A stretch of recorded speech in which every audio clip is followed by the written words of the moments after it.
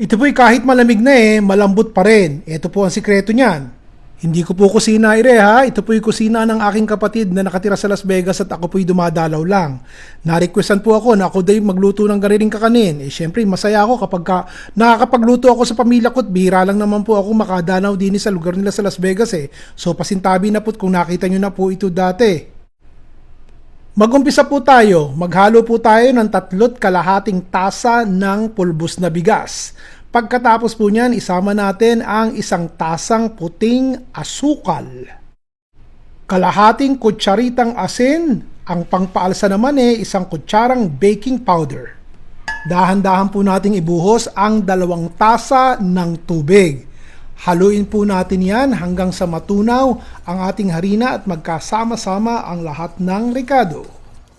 Tapos magdagdag po tayo ng 1 paketing yeast o katumbas ng 1 kutsarang yeast. Sa pakiwari ko po ito ang sikreto kung bakit kahit malamig na, malambot pa rin po ang ating rice cakes. Dagdagan nyo po ng vanilla essence 1 kutsara kung gusto nyo madagdagan ang flavor ng ating rice cakes. Haluin po natin yan na magkasama-sama ang rekado. Kalahating tasa ng pulbos na bigas, 2 tasa ng tubig sa 1 maliit na kawali. Haluin po natin yan sa bahagyang hina ng apoy hanggang sa magkasama-sama at maging malagkit po ang dating. Palamigin sandali at saka po natin isama din sa ating pinagsamang pulbos na bigas at tubig na may kasamang asukal. Haluin nyo po ng haluin. Kinakailangan po talagang tunaw na tunaw yung harina dini sa ating pinag-halo-halong mga ricado at baka ang kumain niyang kakanin nyo ay mahirinan dahil may mga bugal-bugal na hindi natunaw dun sa loob. Pagkatapos, takpan nyo po ng plastic dahil meron po yung yeast, di po ba? So, iintayin natin na umalsa itong ating pinaghalo-halong ricado. Mga kalahating oras lang po ayos na at makikita nyo may konting bula-bula na at medyo alsa na po itong ating gagawing kakanin. Cooking spray po ang gamitin nyo o tinunaw na mantikilya dito sa ating ulmahan bago nyo po ilagay itong ating ricado. Ang ginamit ko po yung ating takalan ng sorbetes para po alam na alam ko na tama at pare-pareho ang laki ng ating gagawing kakanin.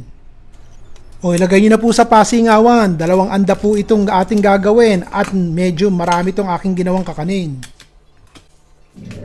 O ngayon po, kung kumukulo na tubig, di pasingawin na po natin. Depende po sa kapal kung gaano katagal. Ito po 5 minuto lang ayos na ayos na. Ako lang po ang nagbibideo sa sarili ko kaya medyo magalaw po yung camera. O ayan, nilagyan ko na po ng itlog na maalat ang ating kakanin. Nakita nyo po ba? Lalagyan pa rin natin ng konting keso at ng medyo maalat matamis ang ating kakanin. Ayos na ayos po yan. Hayaan nyo nang matunaw yung keso. Katulad nito. Ayos, 16 po ang nagawa ko. Napagbigyan na natin ang isa sa mga hiling ng ating mga kaibigan. Kaya ito po yung niluto ko. Nagustuhan nyo po sana. Hanggang sa susunod po muli, si Ron Vilaro.